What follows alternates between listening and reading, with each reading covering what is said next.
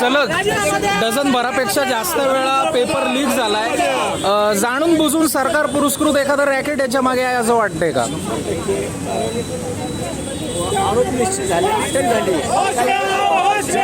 शिक्षकांना अटक केली, प्राध्यापकांना मुख्याध्यापकांना अटक केली, ते कशाला अटक केली? यांच्या काय त्यांना काही इकडे काही जेवणावळी घालण्याकरता अटक केली का? असं सुद्धा विद्यार्थ्यांचं दरवर्षी नीटची परीक्षा आणि पेपर याच्यावरती सोल्युशन काढलं जातं। त्याकरता आज आम्हाला इकडे रस्त्यावर पुणे हे विद्येचं माहेरघर म्हणतात, मात्र आता इतकं निक्सस ओपन झालंय, पोखरलं गेलंय का सगळं असं वाटतंय आता?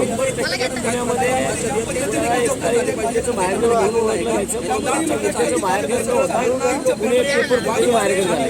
कारण या ठिकाणी जर मुख्याध्यापकाचे पेपर फोडत असतील, शिक्षक पेपर फोडत असतील तर मग नक्की नाही प्रमाण। मग याच्यावरती आता पुढं कशा पद्धतीनं जाणार आहात? केली पाहिजे। उलट सरकारने कारवाई करण्यापेक्षा इकडे आम्हाला आंदोलन करण्यासाठी आळवलं जाते। आंदोलन करून दबाव कुणाचा आहे तेच कळत नाही। शिक्षण मंत्र्यांनी आता तरी नैतिकता दाखवून राजीनामा द्यावा असं वाटतं का? 100% दिलंच पाहिजे। कालच माननीय मुख्यमंत्री सुद्धा पुण्यामध्ये आले होते। राजीनामा द्या, राजीनामा द्या, राजीनामा द्या, राजीनामा द्या। या सरकारचं करायचं काय? खाली डोकं वर पाय। या सरकारचं करायचं काय?